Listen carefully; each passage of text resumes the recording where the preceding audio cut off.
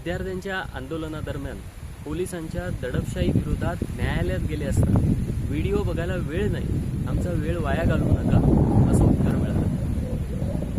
ही जी cockroach जनता party ती सुरू कशी झाली तर एका न्यायाधीशाने बेरोजगार तरुणांना झुरळांची उपमा दिली. त्यावर उपहास किंवा सटायर म्हणून सोशल मीडियावर अकाउंट सुरू झाले. पण बेरोजगार तरुणांना झुरळ म्हणणाऱ्या न्यायाधीशांना ते जे काम करतायत त्या क्षेत्रामध्ये म्हणजे भारतीय ज्युडिशियरीबद्दलची ही माहिती आहे का?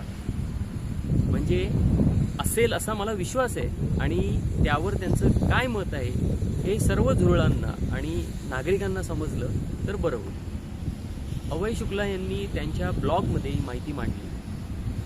CJP सोडा, 2014चा WJP म्हणजे वर्ल्ड जस्टिस प्रोजेक्ट रिपोर्ट जो 2015 मध्ये आला, त्यात रूल ऑफ लॉमध्ये भारताचं स्थान 59 वर होतं. नंतर आली BJP आणि WJP मधलं स्थान आता 86 वर आलं. आणि सोबत एकूण स्कोर जो 0.57 होता तो देखील कमी होऊन 0.49 वर आला. सध्या भारतातील तुरुंगात 39 लाख कैदी म्हणजे जवळपास 74% हे अंडर ट्रायल आहेत. 4 मधले 3 जामीन नाकारले जात आहेत. 54 लाख केसेसचा बॅकलॉग आहे जो पूर्ण करण्यासाठी अंदाजे 323 वर्ष लागतील. यातील 1,80,000 केसेस या 30 वर्षांपेक्षा जास्त काळापासून पेंडिंग आहेत. प्रगत म्हणवणाऱ्या देशात 10 लाख लोकसंख्येच्या मागे सरासरी 150 ते 200 न्यायाधीश असतात. भ्रष्टाचार संपवण्यात चीनचं नाव ठळकपणे घेतलं जातं.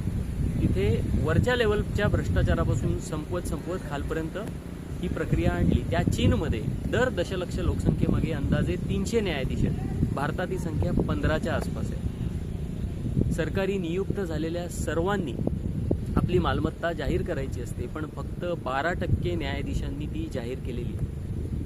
IPC इंडियन पिनल कोडचं नाव बदलून BNS म्हणजे भारतीय न्याय संहिता केलं, पण रूल ऑफ लॉ मधलं रँकिंग मात्र घसरलं. बाकी इतर अनेक प्रश्न शून्य नागरिकांना पडू शकतात, जसे की इलेक्ट्रोल बॉन्ड्सचा जो निर्णय होता त्यात बॉन्ड्स इल्लीगल म्हटले गेले, पण पैशांची वसुली झाली का?